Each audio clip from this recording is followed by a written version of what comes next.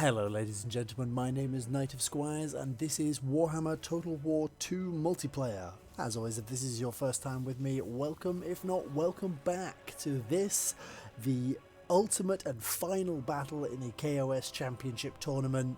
Today we have battles between Isroniar and LunacyOfFenris, and this will mark the end of this event. And I will, at the end, tally up the points very quickly and let you all know where each of the players came and who won what.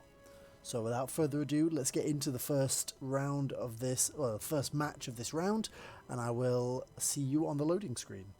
So here we are. We have Isroniar playing the Skaven of Clan Scryer and LunacyOfFenris playing the Lizardmen.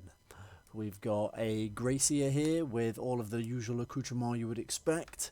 This is a very similar list to the one played in the last, in his game versus KoS.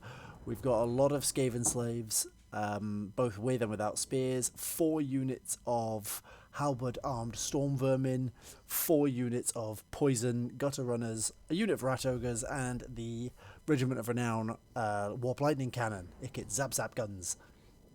Whereas over here we have Krokgar on Gorok, 2 units of skink cohorts with shields, 3 units of Saurus with shields, 2 skinks with blowguns, 2 chameleon skinks, 2 units of the Saurus riders with spears, a Bastillodon with revivification crystal, and 2 units of the Fireleech Bowler Pterodon riders. Very, very mobile force there from LunacyOfFenris, but with a solid shield infantry core that should potentially be able to take quite a lot of firepower. However, Isroniar's list quite mobile with the 4 units of gutter runners, not going to be a whole heap of missile fire that comes from the directions that are shielded. There's a strong possibility the gutter runners will be behind the shield units and they won't get those benefits. So with that, looking forward to seeing how this goes. Let's have a quick look-see. Let's pause up and let's do... So, looking immediately straight at this deployment, we've got slaves with spears. Big old unit of slaves with spears there. This is a map that Isroniar historically has done very well on. The rat ogres and the various Skaven slaves with spears, all centered around this Ikit zap zap guns with the storm vermin forming a wall around it, and then the 3 units of regular slaves in front. The Gracier is on a screaming bell and has all of the spells you would expect him to, including things like the dreaded 13th spell for more units of some more units of storm vermin. Where's that one gone? It's in here somewhere. Plague Rash. A wall of unholy sound. It's a nice constant effect. Gives additional melee and a negative to leadership. Vermintide to summon clan rats. The dreaded 13th spell. There it is. To summon storm vermin. Here are the 4 units of... Oops. Getting some lag issues there. I'm not sure what that was about. Sorry about that. That should now be gone. The 4 units of gutter runners with poison. They have already been detected by the predatory senses of the Saurus warriors with shields. And over here you've got 2 units of chameleon skinks, the Pterodon riders. A very spread out formation for LunacyOfFenris here. Probably expecting slightly more guns than Isroniar brought. The 2 units of skink skirmishers, skink cohort, Saurus, etc, etc. As always, we've got Gorok here. Krokgar on Gorok. I think I get those 2 mixed up quite a lot. It's they're very similar sounding names. 2 Cold One riders with spears there, and there's the 3rd Saurus warriors with shields. So without further ado, let's see how this goes. Immediately I expect conflict, as these gutter runners have immediately been discovered. The skink cohort is coming forward. Everything on the Lizardmen list is beginning to move forward, and Ikit zap zap guns are beginning to fire right off the bat. I don't entirely know where they fired, and Isroniar is moving them around now to get a clearer line onto, I think it's these Saurus warriors. Not the best target, as the zap zap guns are anti-large. They should probably be aiming for something like Krokgar as he stands here, but the poison throwing stars from the gutter runners will nicely slow down all of these units on the advance. Not that it matters, we've got a unit of skink skirmishers here firing into this unit of slaves, and they're going to run out and try and engage at this point. Kroq-Gar is awfully close to these gutter runners now, but they are all in skirmish mode, so they do back off quite happily. The chameleon skinks also have poison, which will slow down the gutter runners and allow things like this skink cohort potentially to catch up with them and get into combat with them. But in the meantime, the fire leech bowlers will rain death down upon them. The Bastillodon has closed in. They can't run in enough directions at once by the look of it. The lightning cannons firing nicely down the line of these Cold One Spear Riders. This is the sort of targets they want. Big, nice long lines of spear riding infantry, large spear carrying cavalry. Lord. Kroq-Gar, however, is stood right here in the middle. I can't help but feel he would be a prime target as he munches on all these slaves. He would also be something that I think the Storm Vermin should probably go and deal with. Isroniar's list currently very static, not a lot of movement, and not really providing a whole lot of support for all these slaves. These Storm Vermin have begun moving out, but the slaves are now breaking, and obviously they're slaves, nobody cares, but it's just throwing away resources when they could potentially have... What a beautiful wind spell there, taking probably half the health off that skink cohort unit. All the while, more and more Storm Vermin are committing to the fight now. Kroq-Gar probably not wanting to be engaged by this many Storm Vermin with halberds. They are anti-large, they have defense against large foes. Probably not from the side, but he has very little support until these Saurus warriors show up, but that is a lot of halberd infantry. His health is dropping quite rapidly. All the while the Gracia is ringing that bell. Some form of death and destruction coming down here on the Saurus, and it is a plague coming down, absolutely ravaging that unit. Its health dropping. Look at its health go down, the numbers go down. It is pretty rough, everything going down. A stationary vortex spell just ripping into probably 2 units there. That was probably a micro miss from LunacyOfFenris there. He could probably have moved those units out of the way. The Pterodon Riders getting shot out of the air by the Gutter Runners. The Unholy Clangor has been sounded. Post 16 leadership should keep most of the Skaven infantry here. Quite happy, honestly. And the Gracia is using the Arcane Conduit. He has called upon a unit of Clan Rats to engage both units of Chameleon Skinks. Nicely done there. That should stop them firing in. All the while, the Gutter Runners continuously throwing more and more throwing stars into these units. Multiple units of Skaven Slaves broken and running around. These Storm Vermin, on the other hand, are looking to get a charge into Kroq-Gar. He's got the Sacred Spawning of Jotl, which gives him the physical resistance and the additional vigor. And he has pushed through and escaped, but he is on dire straits. He only has 1100 health left. The Bastillodon with Revivification Crystal is looking worse for wear. Surrounded again by Storm Vermin. The Storm Vermin are really solid in this matchup, with the anti-large just stopping all of the big threats. I have no idea where the cavalry ended up for the lizard men.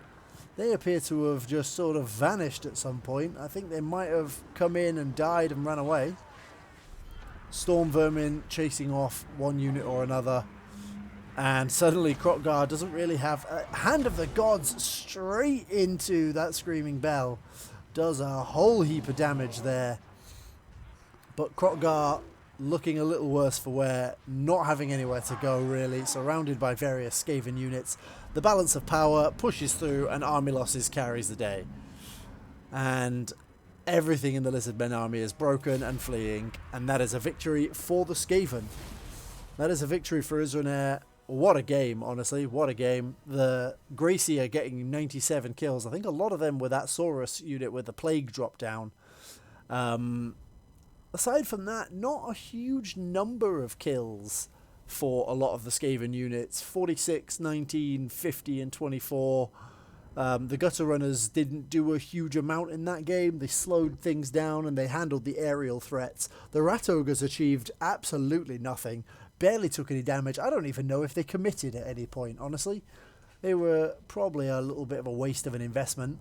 Ikit Zap Zap Gun does 41 kills. Takes no damage. It's probably worth his gold at that point. Does a fairly solid number. Nicely done. A lot of these Skaven units seem largely unharmed at the end of that. With, unfortunately, LunacyOfFenris' list not looking quite so healthy. Krokgar nearly dead. The 2 units of Skinks less than half health. 2 of the units of Saurus at less than half health. But the kill numbers still relatively sizable in a lot of cases. 80 and 62 here. The cavalry, as I said, 15 and 18. I feel like they didn't achieve a great deal there. 41 and 25 for the Pterodon Riders. They did all right. It was a close game, but it looks like army losses just carried it. There was not enough deaths for the Skaven, unfortunately, to really carry the Lizardmen home there. So we'll move on to the next one, and I will see you there. So this time we have Isroniar playing the Lizardmen and LunacyOfFenris playing the Greenskins. We have Lord Mazdamundi, some Saurus Warriors, 3 units of Saurus Warriors with shields, the Star Chamber Guardians, of which Isroniar is very fond, 4 units of Feral Cold Ones, 2 Pterodon Riders with Fire Leech Bowlers, and the Bastillodon with Solar Engine. This list looks very much like it is centered around Mazdamundi doing most of the work, so we'll see how that works out for him. We've got Grimgor, a unit of Goblins with Spears, 2 units of Night Goblins, two units of Biggins, a unit of Black Orcs with great weapons, 2 units of Orc Arrowboys, 2 units of Goblin Spider Riders, 2 units of Trolls, I believe these are Stone Trolls, a Giant and a unit of Snotling Pump Wagons. A lot of targets to take out here, and potentially not a whole lot of killing power on the side of Isroniar there to really deal with that. So we will see how that goes in this round. I think these Feral Cold Ones are likely to be a bit of a hindrance in this game rather than a benefit. They're just not going to be able to get enough kills against things like Orc Biggins and Black Orcs. Certainly not against the Trolls or the Giant before they start rampaging. Isroniar loses control of them and they go running off somewhere. The Bastillodon with Solar Engine, however, could do an absolute number on those Trolls. I believe it does fiery attacks, and the Giant is a nice big target, but the fiery attacks is going to do a real number on these regenerating Trolls. So let's see how it goes. We'll give it a pause as soon as the game loads up a little. We'll give it a pause just there, and then let's have a look at these deployments. So here we have Isroniar's Lizardmen army. It is all hiding in the trees here. We have Mazdamundi on his floating toilet. We have the Star Chamber Guardians and all the Saurus Warriors around them. And then the 4 units of Feral Cold Ones on top of them. And there's the other 2 there. There's 2 here. And then the Bastillodon with Solar Engine. And at the front, the Fire Leech Bowler Pterodon Riders. Nice and compact. Nothing too showy there. On the other end of the woods, we have the 2 units of Forest Goblin Spider Riders. And then all of LunacyOfFenris' Orc army. We have Grimgor. We have the Orc Biggins. The Black Orcs. The Night Goblins. They are Stone Trolls, which is meaning that they have an additional missile resistance, which makes them really, really difficult to take out. Though, as I say, I believe this Bastillodon does fire damage. We'll just have a quick check of that. It does indeed do fire damage. So that's going to be something that will be a real problem for those Stone Trolls. But it also blinds them, which could be, another nice issue. Oh, some more lag going there. The Snotling Pump Wagons, Then back to the goblins, night goblins, orc biggins, the other unit of stone trolls, and the 2 units of orc arrow boys. Grimgor and his giant buddy here. Look at him. That's an ugly looking mother right there. Look at that. What's that bug? Then you've got Grimgor, the man, the myth, the legend himself. Or the orc, the myth, the legend. What a boss. Look at him. He's huge. He's nearly as big as a troll. Right. Let's go. Let's press play. Let's see how this goes immediately. So, neither army moves straight off the bat. And we've got a few seconds here before things start moving. Oh, I do apologise. He's not on the porta potty. He is on his Stegodon Schlock, which means that he will probably do quite a lot of damage and have a little bit more durability than he would have had otherwise on the flying porta potty. And the rest of the army is now moving. Things are beginning to move forwards. The Star Chamber Guardians surrounding Lord Mazdamundi. The dinos heading off into the woods. I believe these spiders are about to be spotted. They have been throwing up some arrows into these Pterodon riders who are bombing or trying to bomb these Black Orcs as LunacyOfFenris' entire list runs into the forest. An interesting choice. The Bastiladon with Solar Engine hit some trees over there, I believe. He just fired off into the distance. I don't necessarily think the trees are where LunacyOfFenris wants to be. It will hinder his archers more than anything else. But with all these cold ones running up here, I guess that's decided where he wants to go. It looks like the Bastiladon is trying to take pot shots. He's had a shot at those orc biggins. Not sure what it is firing at generally, but it is taking a few pot shots here and there. Lord Mazdamundi sitting here, you know, being all happy. I believe he's I'm not sure what that Bastiladon is aiming at, but I don't think it's hitting many of them. And the first unit of feral cold ones have rampaged. There goes another. As I suspected, they're not achieving a great deal here before fleeing or rampaging. All 4 units are now either fleeing or rampaging.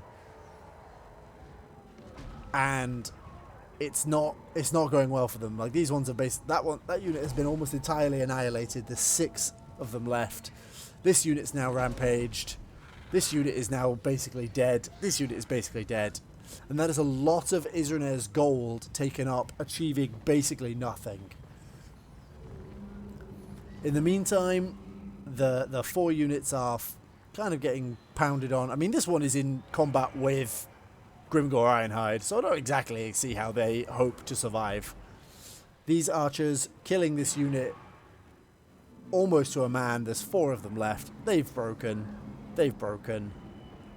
They're pulling back, and Mazdamundi has now set up a formation in the forest, but has completely lost the advantage of his cavalry, and the Bastiladon is not going to achieve a great deal firing in this forest. At some point during its trajectory, it's basically just going to hit a tree. Each and every time. There we go, hits a tree. Really, this fight needed to be taken out of the woods, because the giant has arrived almost unhindered and completely unmolested into the middle of the Star Chamber Guardians. Big old anti-infantry breath, and the halberd infantry are good against it, so they should probably do okay. But the giant is just in the middle now, and Grimgor is giving additional leadership to everything and chopping into these Saurus warriors. He's killed like 9 of them already. The orcs want to be giving some support to this giant soon.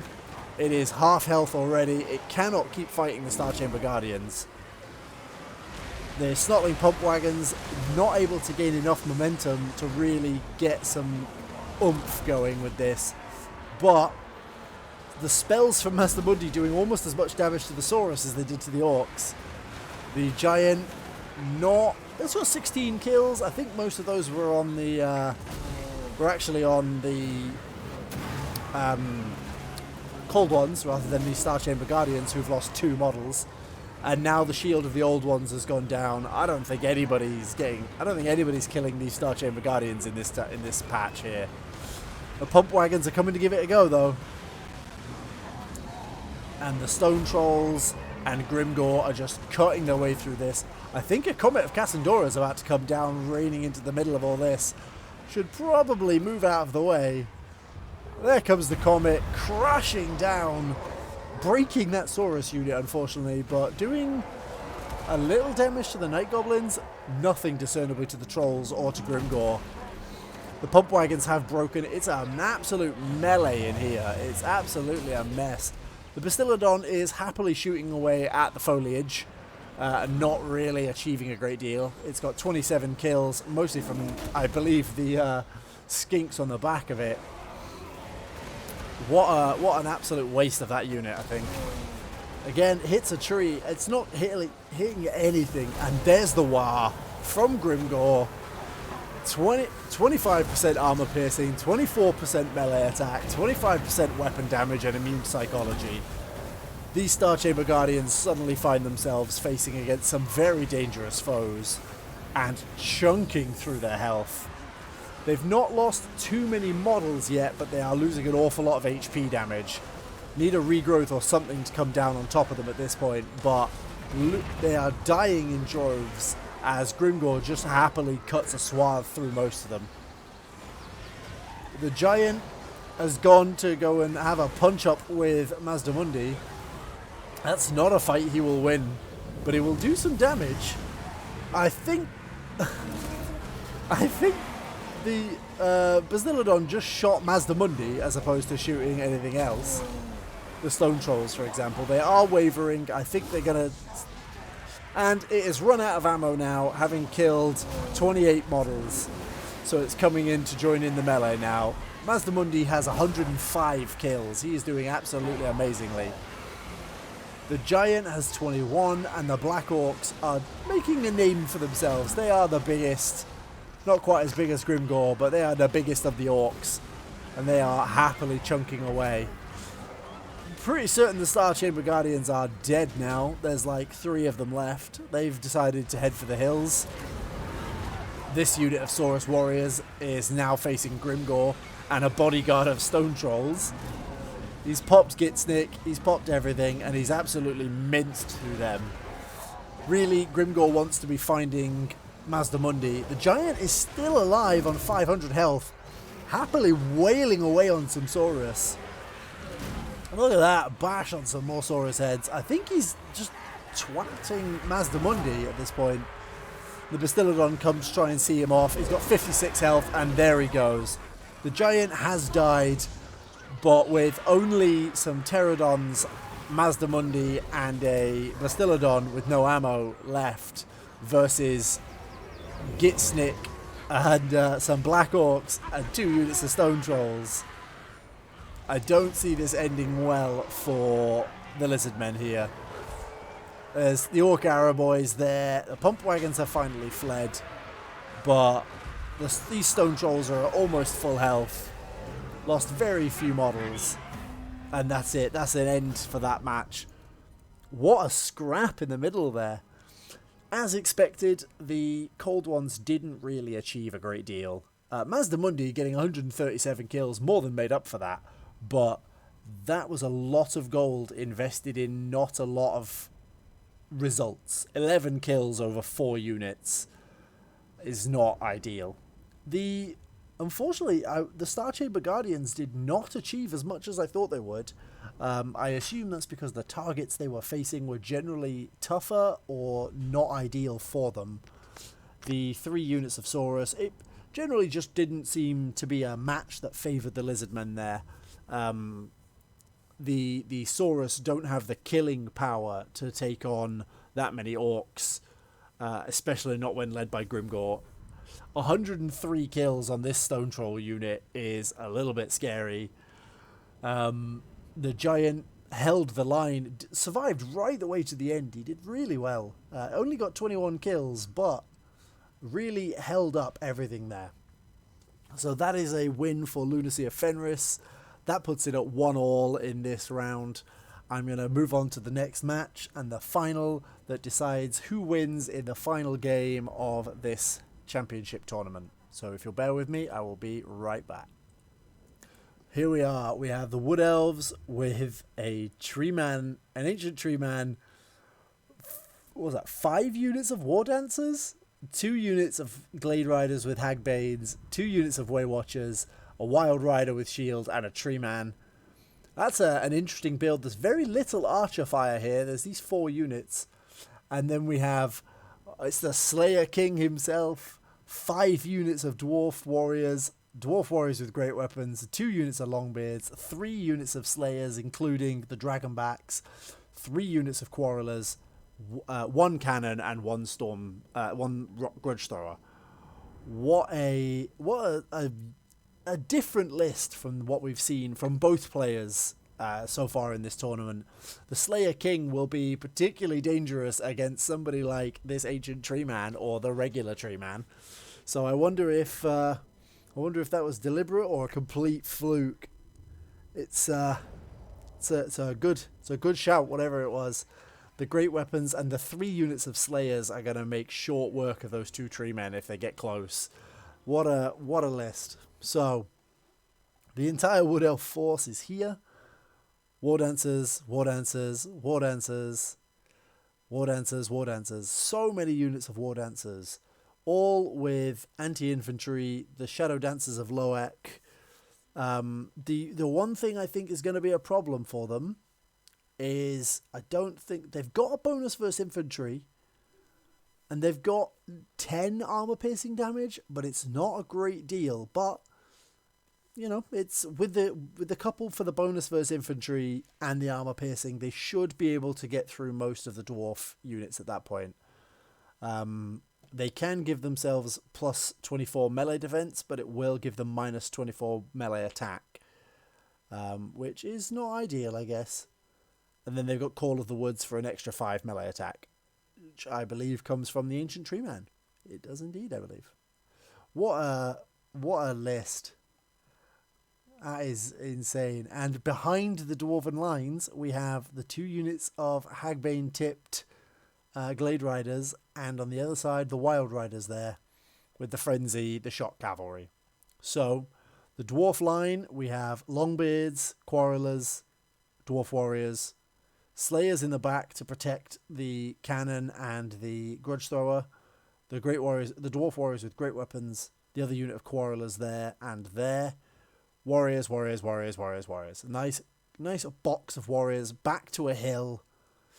The Dragonback Slayers here, who have anti-large, Deathblow, Whirling Axes, and the power of the Dragonback, which gives them flame resistance, and imbued, I believe it's, they do fire damage to the enemy, I believe, which is quite nice. They've got Deathblow, they are unbreakable, and as dwarves, they have quite a decent physical resist, and magic resistance as well. That's how many units of Slayers is that?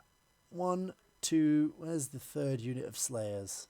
3 in the woods here. Okay, that's everything from the Dwarven lines. There's nothing over here. Oh, there is over here. This is the 2 units of Way Watchers. There's a lot of flanking forces coming from the Wood Elves here, as is pretty typical for them. So let's see how it all goes, and press play. Immediately, the Wild Riders are coming straight in. I assume they're going straight for this cannon to try and silence it. The dwarves are moving around. I don't know if they've noticed. The Hagbane tips are coming in this way, shooting into the Dwarf Warriors, and they are into the cannons. The Slayers are right next to them, but the cannon unit has completely collapsed. They have lost half their unit straight off the bat. And just like that, the Wild Riders are out. The Way Watchers firing from all the way over there.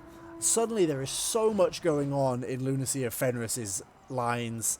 The Hagbane tips firing into Dwarf Warriors with shields. They're probably not going to get a whole lot of value from that. They're not an expensive unit, and they are shielded and armoured. They're not going to achieve a great deal there. But the Wild Riders coming around for another go. They've killed 9 models. The cannon crews have come back to the cannons, but they come right the way around. I think they're going for it again. They're going for it again. The Dragonback Slayers have pinned one of the Glade Rider units, and they have lost models fast.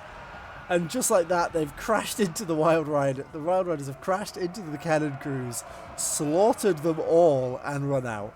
Just like that, in and out. That is how a Wood Elf do. Look at that. All the while, the Waywatcher units have been firing in, and Isroniar's main army is now arriving. Although these Grudge Throwers, these War Dancers have taken a lot of artillery fire. These Slayers are here. I think they're about to get potentially ran into by some War Dancers. Hi guys. Yep, they've just walked into each other. Those Grudge Throwers have absolutely massacred that unit of War Dancers. I think LunacyOfFenris is a little concerned trying to keep track of all what's going on over here and hasn't realised that the War Dancers are upon him. Although the Grudge Throwers have just launched through their own lines.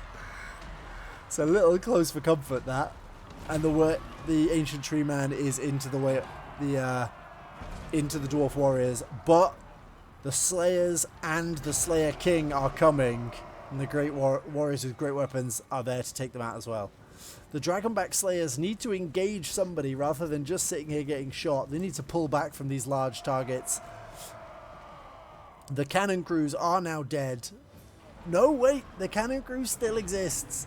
There is one cannon remaining. Nope, they're just standing there. I think all the cannons are fine.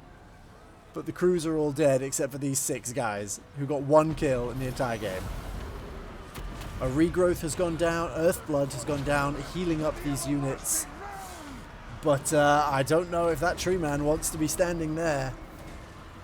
He will regenerate, but he doesn't want to be standing that close to Ungrim, who has all of his bonuses up.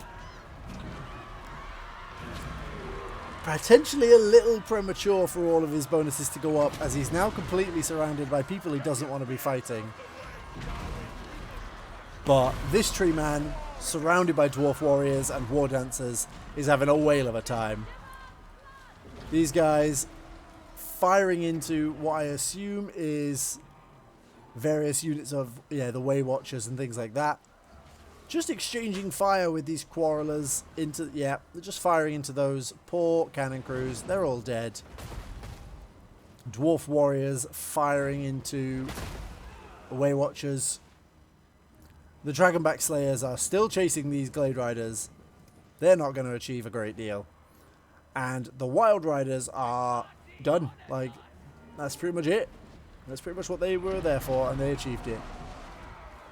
Quarrelers firing into these units here, and I don't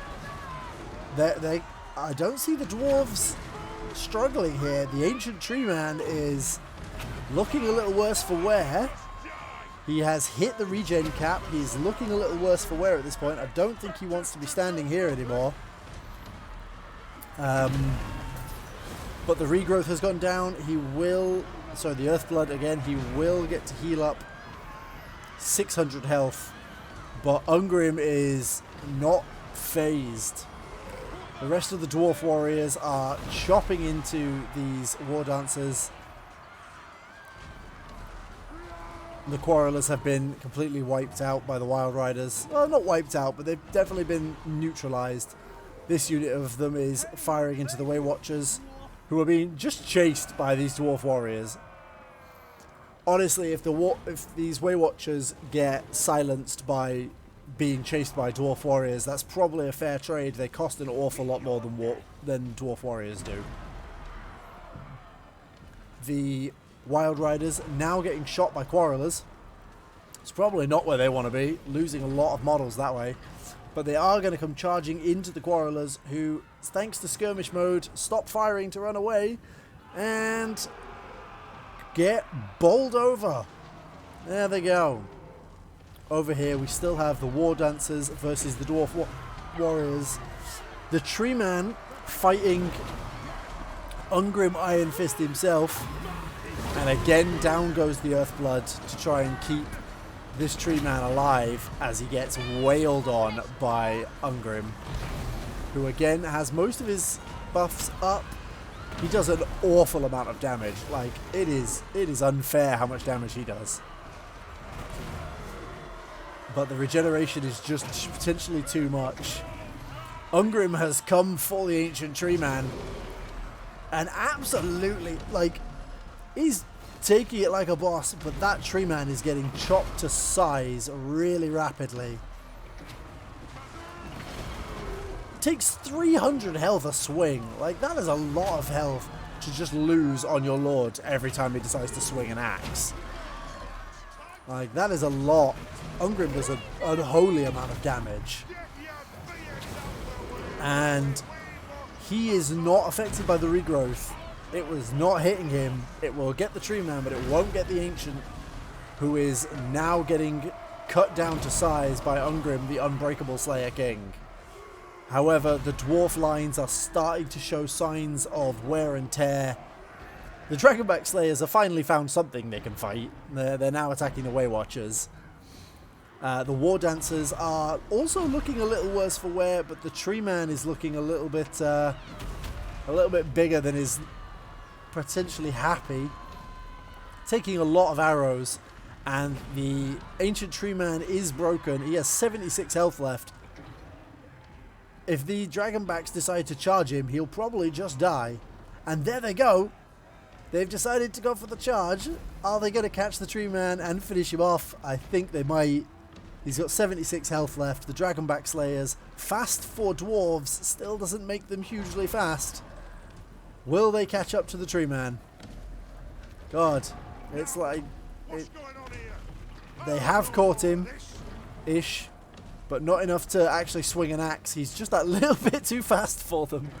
God, I could watch them two running for that all day. And they are slowed down by this small patch of terrain here, and thus they're never going to catch him. Ungrim looking a little bruised and battered now, fighting multiple units of War Dancers. This isn't where he wants to be. He has done an absolute service to his dwarf and heritage this time. And unfortunately, or fortunately for him as the Slayer King, he dies fighting a worthy foe in the form of this gigantic Tree Man and an army of War Dancers.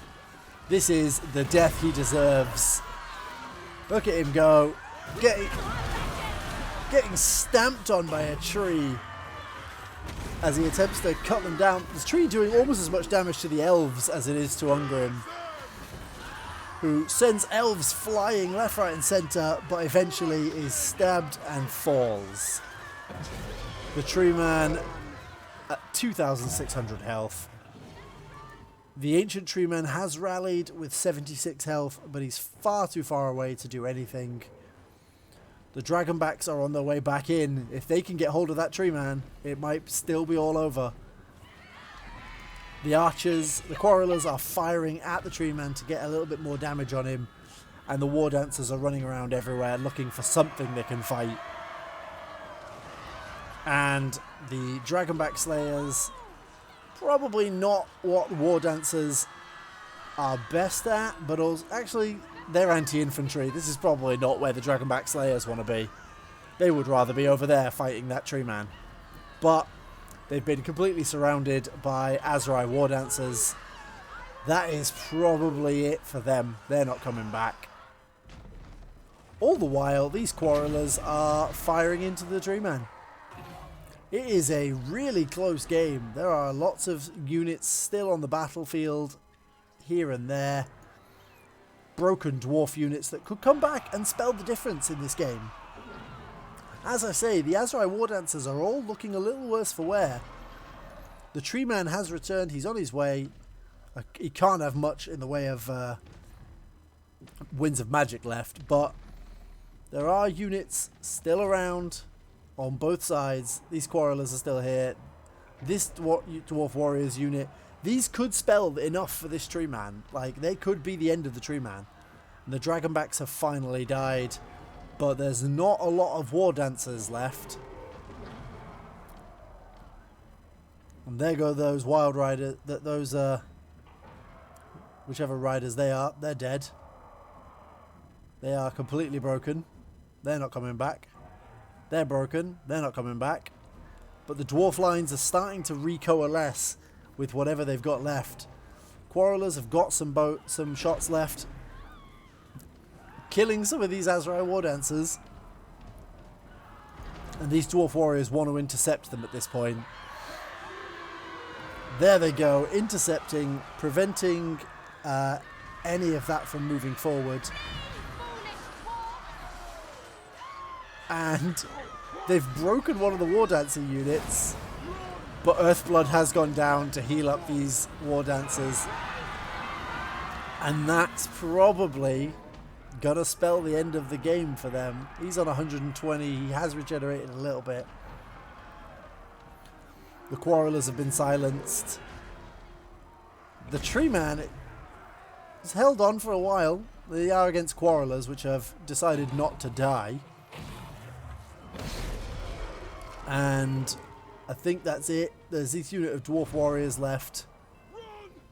But yeah, everything's broken. That's army losses. What a game. What a way to end. Let's have a look at this. What a way to end the tournament. The War Dancers getting hundreds of kills each. The Tree Man being a really solid support caster.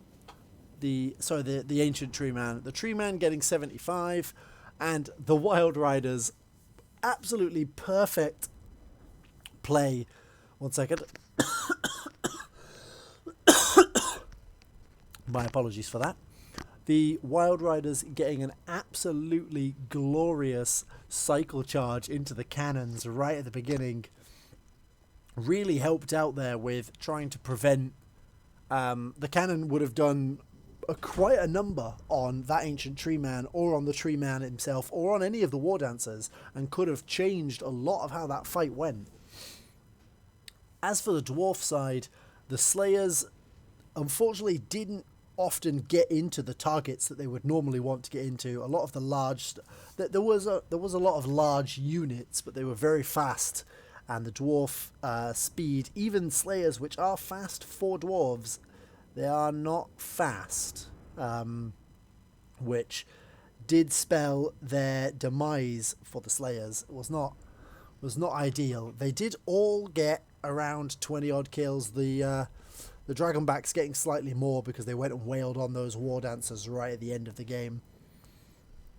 The Quarrelers all absolutely paid for themselves. And the Grudge Thrower, 75 kills, certainly all on War Dancers. Absolutely great. Ungrim going toe-to-toe and absolutely seeing off the Ancient Tree Man. Really, really well done there. Fantastically played by both players. Fantastic games. Isroniar does win this round, and having had a look, Isroniar does in fact win the entire tournament. I'm just going to go and double check again just to make sure I know who's got to what position, and I will speak to you in 1 second. So, having reviewed the final results for the entire event, I can say that in last place we have a KoS on unfortunately only 1 win and 4 losses in the 5 rounds. The next we have joint, I think it's joint third. In joint third we have LunacyOfFenris and Balian97, both on 2 wins and 3 losses. They got exactly the same tiebreakers, so it's not even like I can split them out that way. It is literally a joint thing. Then we actually have also a joint second in Mandos Mizu and Hydroneth. Again, exactly the same tiebreaker. Clearly for this tournament I need to add a secondary tiebreaker in going forwards. And finally, in first place we do indeed have Isroniar with 4 wins and 1 loss. Mandos Mizu, in fact, the only person in the tournament to beat Isroniar. So, there you go. I'd like to thank all 6 of my players for participating. I'd like to thank everybody for watching. I'd like to thank everybody for commenting. I've really enjoyed this series. If you have as well, please just drop a comment on this video and let me know that you've enjoyed this. It really helps me out and encourages me to maybe do this again in the future. If this has been well received, I'd like to carry on doing things like this. I know that a lot of the players have expressed the interest in playing in another tournament, so I'd be really down for doing this again if it's what everybody wants. So with that said, thank you very much to everybody watching this. Thank you for joining me on this journey. Thank you for all of your support. If you've enjoyed watching this, please consider subscribing to the channel to get more content like this. Drop a like on the video, and as I said, drop a comment down below. Thank you very much, and I will see you all next time.